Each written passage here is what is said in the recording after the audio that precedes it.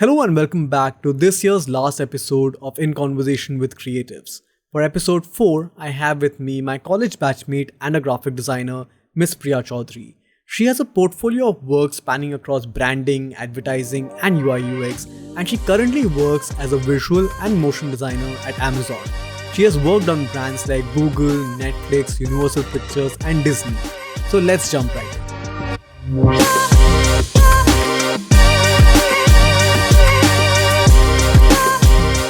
Welcome to the podcast, Priya. It's really nice to have you here. Thank you, Arun, for inviting me to the podcast. I'm so happy to be here. Same here. So I think I've known Priya for the last 8 years now. We went to the same college together and then we worked at the same company together. And currently she works at Amazon as a visual and motion designer. So and so just wanted to ask you, so you've spent close to 6 to 7 years in the design field. So just want to ask you, where did your interest in arts and design begin? Where did it start for you? Okay, so the first thing was that I got into art when I was at a very young age, and there were kids that used to go out and play, and I would go and paint and like sit and color at home or like go to my cousin's house or something, and so that's where my interest for art started. And this happened completely unknowingly. I just kept doing it, practice, and it just became like my career, the whole creative field. So yeah, that's how my journey in art and creative field started. So when you say you were drawing and you had an interest in arts at a very young age, did you go for any classes as such? Did you get any professional training to get into yeah arts? so so after a point, when I realized that this is what I want to learn professionally. I want to learn the techniques and I am interested in it. And so as a child itself, I asked my parents to get me art classes, and that's when I learned a lot of things, that you know how to even hold a paintbrush, or there are different kind of strokes. So how do you like use it? And yeah, so I did go for art classes, and that's where I polished up a lot of my skills. Okay. So if I'm not wrong, you also went to boarding school, if I'm not wrong. So did that influence your interest in design in any way?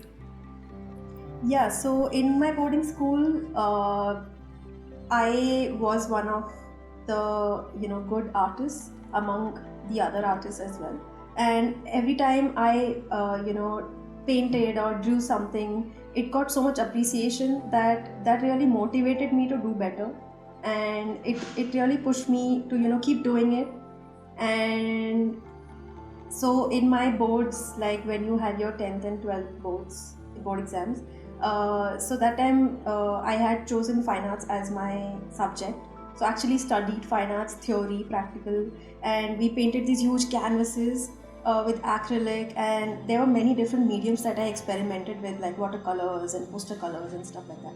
So I also topped in my 12th boards in fine arts, and my dad was called to give me an award, because in the whole of ISC examination in my school, I was the topper. And Wow, that's I when I had realized no that, idea. what? Yeah. So that's when I realized that, if I get into this field, I might just do wonders. So, I didn't even have to think twice. I just jumped in, and yeah, I really love it. A lot of people don't even love their jobs, or maybe their jobs are not fulfilling. But I am so happy to even say this, that I really love that I converted my passion into my career and into my profession, and I just love doing it every single day. Okay. So once you topped in class 12 in fine arts, is that when you took a decision to come to NIFT, or like were you considering other colleges? Were you considering engineering or any other streams, or were you very sure that arts is what you want to follow further? Yeah, I was very sure that that's what I want to do. So I had reached out to my art teacher because I was in a boarding school, and I asked her that, to guide me how can I pursue this as my career. And that's when she gave me a list of colleges, and she told me the entire process. And she also gave me a hint, like you can actually pursue it as your career, and these are the things that you need to do. Like there are design colleges, and these are the subjects that you have, and you have to give an entrance exam, and to prepare for entrance exam these are the books and things like that. So I followed everything, and I used to solve papers in my free time, even during my board exams, like even during any exam for that matter. I would sit and do that because like I had to crack it. And it was not just NIFT, but there were many other colleges on my list, and I didn't aim at one college. I just wanted to study design from the best colleges that I could. And I prepared for all of them, gave entrance exams for all of them, and cleared most of them. And that's when I got a call that I have cleared the NIFT exam. And I had a very good ranking, which was 142. Okay. So that's it. After that, I did not look at any other college. Because NIFT is one of the top colleges in India, and that was a big opportunity for me. So that's it. I just went ahead. Got it. So you were talking about how you had this interest in fine arts and how you were really good at that. Did you also have any sort of an exposure into design or doing any freelance projects while you were in school itself, or did that come much later in your life? Yeah, so while I was in school, I was very interested in photography and art, and I was also my school's official photographer. So I would only end up creating creatives using my photos. So Okay. that's how I got into designing. I learned about Photoshop, and there were a lot of competitions that I took part in, and I won a lot of prizes as well there. And that's when I realized that, okay, so this is another way of expressing your creativity. Like it's not just painting and art, you can actually digitalize it, you can sell your work. And I mean, you can actually make it functional, like you can make your design to solve someone's problem, you can use it for that. And that's what motivated me. And that's when I realized that this is what I want to do. And it's it's like I already know art, I already know photography, and I love it. But for my profession, I would want to you know create a product probably, or work towards that, where I'm using design and making it functional for someone to use it. Okay. So yeah, that's what I did in my school. Yeah. So once you were done with school, then you went to NIFT Bangalore. And while I understand that there are a lot of streams that you could have probably pursued inside NIFT as well, including visual merchandising or photography, why did you choose graphic design to be your focus? Okay, because as a when I was in my boarding, I was already into photography, art, and kind of I was designing as well. I made a lot of posters and things like that. So I wanted to be in this field itself. I wanted to do this my entire life. I didn't know what it was going to be, but it has to be design. It has to be something creative. And that's when I looked at the NIFT courses, and I looked at, okay, what are the subjects and which one fits better for me, for my interest. And that's when I realized, okay, fashion communication is the perfect fit for me. It has photography as a subject. It has graphic design, which anyway I wanted to do. There's visual merchandising. There's journalism. So that's when like I mentioned, I always knew I wanted to be in graphic design, and that's what I found in NIFT, and that's what I decided that this is the course, and this is what I want to pursue.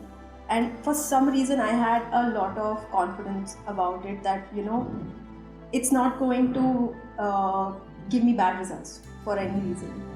So it's definitely going to work. And even now, if you see, there's so much demand. Like the advertising industry is booming, right? And everyone's looking for designers for their brands. Like it's become so important. So that really worked in my favor. So while we are talking about design and design projects, can you take us through one of the design projects that you worked on? Yeah, so one of the design projects that I recently worked on is Fit Social. It's a fitness brand, and their main purpose is to bring the fitness community together at one place, and to help them socialize. Basically, fitness and social. It's Fit Social. So the client reached out to me to create a logo design for them. I think that in design and while you're talking to the client, the most important part is the how you start, how you get the brief, and the entire communication that you have with the client is also very important, and it's not just design. So this is how it started. So I'd send them out a quotation, and that's when they replied saying, "Hey Priya, let's go ahead. Please suggest your process." I replied to him with the process that I usually follow, which is I would first need all the information regarding your company brand so that the logo can reflect the personality of what you're providing to the customers. Then I asked him just answer a few questions mentioned below regarding the logo design. So please give a detailed description about the company. Do you have any idea in mind about how you would want the logo to look? If yes, please explain along with some visual references. Then what is your target audience? Any specific color that you're looking at? And if they have a tagline, then how would they want it to be? And then I said, once we have closed the logo part, you can provide me with a few rough pointers that you would want the brand guidelines to cover. After this, he sent me a document with his details about the company. And since this is confidential, I'd request you not to show it to anyone. So basically, he sent me an introduction about the company, who's the customer, what does a customer get, and who's the partner, and some of his competitors. And then in the next page, he sent me the logo brief, that this is how we would like the logo. It should probably be in red, orange, and blue color.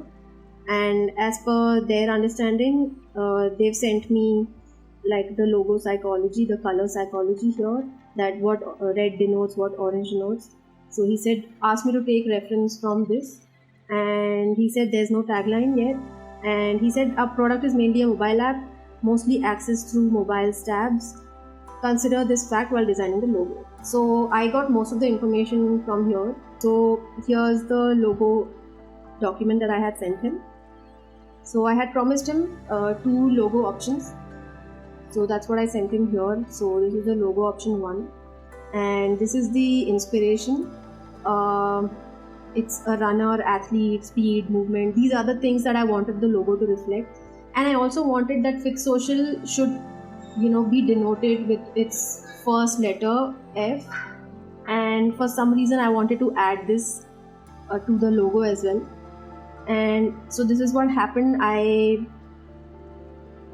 took like an illustration of a running person, and I drew an outline around it, and then I worked around it and modified it and made it into a letter F and a person running.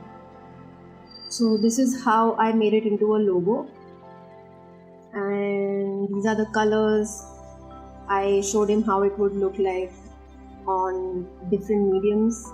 So this is something like, he told me that they would also tie up with other brands. So I thought, okay, if they're going to tie up with other brands, this is how they could, show it to everyone that, okay, they're tied up with, say, this brand called Decathlon. So this is how they could market themselves along with the other brands, like the collaboration. Then this is their app icon. And this is some of the branding here. So that is logo option 1. Logo option 2 was inspired by the kettlebell and the social messaging icon. So basically it's a mix of kettlebell and social icon, denoting sharing fitness, whether it's a vendor selling fitness accessories or providing services. You are making fitness social. Very simple and direct approach for the company name, Fit Social. Easy to remove. So this is the logo development. So I combined the kettlebell and the social icon and made it into this icon. And this is how the second option looks like. This is the branding. This is the logo, app icon. And that's all. So this is what I proposed. And the client came back with the feedback that we really appreciate your thoughts and designs. Thanks for the commendable work. Both the options given were very helpful, and we would like to discuss more about option 1. And that's what got selected, the F creation from the athlete form. So here is the feedback from the client that we really liked your lowercase selection and font styles and highlighting. Color scheme and creation and combinations are really cool, but we would like to know your thoughts and see an example about a more aggressive colors scheming like orange. And he's given me 2 links. These are his competitors, and I'll just show you what it looks like. So this is one logo, the Strava logo, and the other one is this one, Mind Body. So both of these have a orange color palette. So this is what he said, that he wanted something similar to this, which I felt was not a very good idea, and I'll tell that to you further why. And his third feedback is wonderful ideation about the logo icon, but it's closer to this logo, Coach Now logo, which might be trouble for us during trademark registration. Request you to think of some more differentiation here. So this is also his competitor, and here also there's an athlete and a circle around it. So the client felt that maybe it's similar to this, but I didn't agree to that, and I went ahead and I gave him a detailed explanation of how Fit Social is different from the Coach Now logo. So here's what I wrote to him. Thank you for the feedback. I'm glad you like the designs. Yes, option 1 is pretty interesting and scalable. For point number 2, which is about the color scheme, that he wanted orange color, I said I'll definitely give you another option with an orange color palette. However, the reason I chose the blue tone is because it stands out from the rest of the fitness logos, which are mostly warm color tone. It's true, orange is a color that goes unnoticed, but most of the Fit Social competitors had the same color tone. Blue seemed to be the most appropriate as it denotes strength, trust and calmness. It gives a sense of healing. Many successful companies have their logos in blue, as it is also believed to have higher conversion rate than warm colors. But let's have both options and you can take a final call. So I let him, choose from both the colors, but I also said why blue would work better. So that is an explanation for that. And for point number 3, where he said that his logo looks very close to Coach Now logo, I replied saying I'm not very clear with this. I'm happy to send you a slide showing how Fit Social logo is completely different from the Coach Now logo, and I've attached an image here. Both have an athlete feel to it, but they're entirely different to look at. They have different personalities. So I told him how Fit Social has a very bold and dark orange, and it has a head here. If you see, there are so many differences, like even the stroke is so thick and it has sharp corners. And from my understanding, it looks like that the logo is a combination of C and N, which stands for Coach Now. And here I have shown him how Fit Social logo is different from this. So if you see, the stroke is very thin. It gives a very smooth feeling because of the rounded corners. So here it's cool and soothing blue, which might get changed to brighter orange. This denotes the letter F. There's no head here and it has rounded corners. So here are a few examples of popular logos that look pretty similar too, but are being widely used. It completely depends on the kind of services and feel you provide to your audience. That's what separates one visual identity to the other. So if you can see here, there are so many big brands that almost look very close to each other, but they didn't have any registration problem, I'm sure. So I don't think that should be a problem, and that's what I wanted to convey to the client. And so I told him that as much as I'm aware, there should not be any trademark issue, but please let me know specifically what change you'd like me to make in case you want to still make changes. I do have an idea of making the athlete in the center big in a solid blue or orange circle, like I've shown in the cup mock-up in the logo document. So this is also one reason why I would suggest to keep the logo blue, but I will let you take the final call. And then I sent him the orange version as well for him to make a decision. So here's the orange version, and here's the branding. And then the client got convinced, which was a very good news for me because I was also happy with the blue color. And he said, okay, thanks for the quick reward. Let's go with your original draft blue. And then he requested me to send across to him primary and secondary colors as well. And I told him that I would send it to him. If it's not too urgent, I would send it to him with the brand guidelines that I was creating. under the color palette heading, because I wanted to first, put everything in the brand book and then see, okay, which color goes well. So that's the reason why I didn't promise anything before. And yeah, so here the logo process has ended. So after this, we started discussing about the brand style guide design, and this is how it started. I sent him out a few topics that the brand guidelines would cover. So I have written that below are a few rough points for your understanding that will be covered in detail in the book. Please provide exact information on the topics marked in bold. It could be a one-liner or could contain max 2 to 3 lines. So I have so these are the things that I decided that I'll include in the brand guidelines, which is mission statement, vision, target audience, brand personality, obviously the logo, color palette. The color palette would have the primary and secondary colors that the client wanted, typography, clear space, mock-ups, lifestyle images with the logo. So the client got back to me with a very detailed document again, and he gave me all the information, and he also added 2 points below, that is iconography, basic illustrations and basic stationery. And that's when I sent him the final brand book. So this is the mission, this is the vision, contents, then logo and landscape and portrait, the clear spacing around the logo, this is the logo usage, permitted logo backgrounds, minimum logo size and maximum logo size. Actually there's no maximum, but this is the minimum. And this is logo misuse, typography, primary and secondary fonts, primary and secondary colors like the client requested. This is the iconography. Then this is the logo application, app icon. So this is what I changed towards the end. The client wanted everything to be filled out, and I think this goes along with the rest of the icons that we usually have. So that's why I made it into a solid icon. And these are some of the lifestyle images with the branding.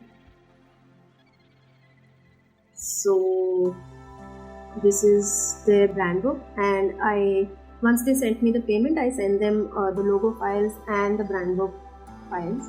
And I also want to show you how they are using Fit Social on their social media platforms, and it's really nice. Yeah, so this is all of their design that they've done using the brand guidelines, which is really good. But I'm happy that my logo is out there and being used in such a good way. No one's misusing anything. So basically the brand guidelines, I wanted to create it in a way that they can send it to anyone, and they shouldn't misuse their brand language anywhere, like even if it's in the terms of logo.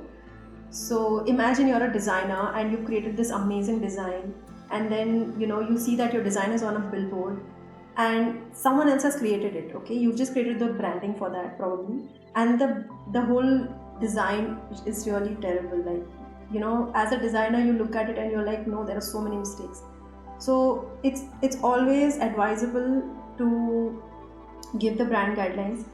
So your work always has value, and the amount of effort you put into it is not gone to waste. Wow, yeah, that's looks really nice, and it was all of what you said was pretty insightful as well, especially the parts about how especially when you finish a project, it's always a good idea to give a brand guidelines deck to the clients, which a lot of young designers don't really look into because they don't understand the value of what they're creating. So it's not a one-time effort, because once you create a logo, the company will use it for the rest of their life. So it's very important so that you set some rules and set some guidelines so that it looks consistent over time. So moving on from there, I would just like to ask you, so you've been working at Amazon for the last 3 years now. So how is it like working over there, and how's the culture at Amazon? Okay, so about Amazon, so I'm a part of the advertising team at Amazon, and there are multiple design teams. So the team that I'm a part of is caters to the global Amazon advertising. And some of the big brands that we work with are P&G, Philips, Disney, Universal Studios, and there are many more big clients who want to advertise. And so here what happens is, in terms of work, um, we work with many different countries like US, UK, France, and uh, there are a lot of clients who want to advertise on Amazon, and they give us their assets, their requirements, and we have to make sure that we follow a certain guidelines that Amazon uses. Because Amazon is such a big brand, there are millions and billions of people looking at that design, no matter how small or big it is. But it has to be, perfect. The experience, the customer journey should be very smooth. So that is our main focus. And of course, it's not just about design, but you have to think about everything, right from where the client sees the design to where it lands that customer to. So customer is like the main focus in Amazon, even as a culture. It's always day one at Amazon. So we always follow this culture, and it is a very data driven company and customer obsessed, and there is a lot of process for everything, which is really good. I think there's a lot of discipline that I have got working at Amazon. And like of course, meeting deadlines is always a task for every designer, every part, right? Like even if you're working as a freelancer, I think deadlines is something that you have to meet. So here also they're very strict about deadlines, and which is very good. And yeah, so we always work at a good customer journey. So that is the main focus here. So, over the last few years that you've worked at Amazon, what would be the key learnings that you've had? Anything that helps you be a better person or a better designer? Okay, so there's one thing that I really like about Amazon's work culture, and that I always did, but I didn't know that it's called working backwards. And I think as designers we always do that unknowingly, but here there is a process, and I have learned, okay, this is how you work backwards. Like this is your goal, and these are the things that I need to do to reach my goal. So I have clarity at every stage what I have to do. So that is one thing that is a key takeaway for me. And the second thing is the process that it has. There is so much clarity, there's so much transparency, that tomorrow if I have to run a company, or maybe even if I have to just be a freelance designer, I think that there is so much that I've learned from here. I could actually use that and incorporate there, apart from design, because designing is not just design. Like I mentioned, there is so much that goes on in between, and that is something that I've learned from Amazon. There is so much clarity that I've got, and those would be a few key takeaways from here. Okay, that sounds really nice here. And I think this would be an ideal time for me to move on from what you have been doing till now to what are the kind of projects that you want to work on. Are there any dream projects that you want to take up at some point? Yeah, so like I showed you a project like Fit Social, where I've created the brand. You know, I want to do something along these lines where I am creating something for a brand and solving a problem for them, which could be used for in the long run. And probably like I want to do something really big. Even in the design industry, like uh, work with big brands. And I personally love ads, so I hope in future I get to work with the advertising team, like TV commercials, or even creating videos for that matter, and add some motion graphics to it. So that is something that I want to do in the future. And yeah, I mean, I want to work with big designers who are already very experienced and learn a lot from them, because it's always going to be a constant learning, right? As a designer, like you are never 100% there. So that's something that I want to do. Okay, so I think you have covered this in the last question that you answered. But are there any check boxes for you that if these three things are there, this will probably be an interesting project for me? Do you have anything like that? Yeah, like the main part is the client. It's very important for me that the client and I are on the same page, and how much freedom the client is giving me, and of course the cost also matters if the budget works for the both of us. But keeping that aside, I think the client is one thing, and second thing is the freedom that I get to design, and third thing should be, from um, the I mean, I want to create, I want to create the bigger picture of a brand. I don't know if that makes sense, but like for example, for Fit Social, they're going to use this brand for the entire life till the time the brand exists, right? And it's always going to be my work, which is going to be everywhere. Even if they expand, it's going to be everywhere. So I want to, these are the things that really matter to me while I start on a project. That, it has to have a lot of value, and it it should solve a problem. Got it.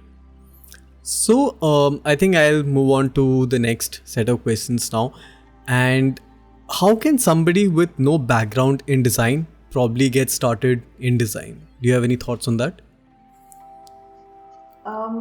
Yeah, so in the past, wherever I worked with a lot of designers who never had any design background, and they were probably engineers or working in. I mean, they've studied some other subjects. They had no creativity, but they end up as a designer, and they are doing amazing. Like they're doing such a good job. And so I just feel that if you are interested in design, I'm sure you are interested because you've done something, as a designer. You've probably created something that sparked that interest in you. And I would just say that, yeah, if you like it, the only thing is that you have to practice a lot, do a lot of research. There is a lot of study material online. So I'm gonna give you, like, put the links here, and you can probably go through them. And I don't mean to discourage colleges, design colleges, but I feel like, you can still be a designer without going to a college. Even for that matter, you, Arun, I think you dropped out, and look at you, you've done such a brilliant job. Like you've got so much experience, right? And that's what has helped you evolve. So I think you need to practice a lot, and you need to start small and practice, gain a lot of experience. You get to learn a lot from companies, and of course there is a lot of study material on YouTube. So that's what I would say if someone is beginning as a designer, that if you are really passionate about it and you are really interested, you can be a designer. It's not rocket science. Okay. Thanks, sir, for those kind words. So also that now that you have an experience of 5 years or plus in design, if you were to go back to college once again, how would you do things differently now that you know how the industry actually works? Okay, so if I look back at my college times, I think that I did not realize the importance of a lot of other things around design, like talking to the client. What are the main elements that create a design, and the amount of experiment that I didn't do and that I'm doing now. I think if I had done back then, it would have really taught me a lot, and my basics would have been much clearer at a very early age. But it's okay, it's never too late. But those are certain things, I should have experimented a lot, and I would want to do that if I get a chance to go back. And yeah, like that's the one thing that I would say. I think that's a very valid point that especially when you spoke about talking to clients. I think that's something that we as designers often overlook, that we often feel that Yeah, it's all about design, let's get onto Illustrator or Photoshop and just create that exactly. design. But having that rapport with that client usually helps a lot Yeah. in getting the right So solution out there. how that also helps, so you need to know a lot of theory about design. Like you need to study the psychology, and using that you can sell it to the client or you can convince them. So that is something that I should have done. But my main focus was design, because there was no one who told me that, hey, it's not just design, there is so much more that constitutes this design. So yeah. True. Yeah, even like when you're talking to clients, I think instead of saying that, you should go ahead with this because I like it, you should probably have a reasoning that, it works on, say, XYZ platforms, and, that's the reason why you Exactly. should probably do that. Yeah, and of course, there is a lot of thought and logic that goes behind creating that design. So I always have those points ready that, why this design is going to work. And if it is not going to work, I'm not going to show it. But until I am not satisfied, I will not move ahead. It has to be functional, it has to solve the client's problem. So yeah, I learned that at a very later stage, but I think it's really interesting. Got it. So I think I'll move to the final two questions that I had for you. They're slightly more towards the fun side of things. So, what do you think about AI and automation? Do you think they'll wipe out our jobs anytime in the future? I don't think that would happen. In fact, I did a little bit of research on this, and I think that AI would actually help us be a part of our work, like be a partner and a tool for us to execute our work, remove a lot of redundancy in our work, like, probably resizing a lot of designs, and probably there are tools that could speed up our work, so we can work on the creativity, and maybe the AI could work on the quantity part of it. And so I feel that is something that may not happen, and the designers should look at it like a tool and partner with them actually. So yeah, Yeah, I I mean think. they can't replace the creative aspect of a human. They can't replace the human mind for sure, because there is something uh, every design has, which is, emotions. There is a story, which an AI probably is incapable of doing, right? So I think there a human involvement will always be required. So yeah. I think that makes sense. And I think I'll move on to the last question that I had for you. And this was something that was trending a lot in the last few days. And it was about the Google's rebrand of Gmail and Maps and icons like these. What's your take on it? Is it a good move? Is it a bad move? What do you personally think? Okay, so I think this is a very subjective topic, but I personally, I'm not very happy with it, because I like variety, and I think that an icon should not have too many colors.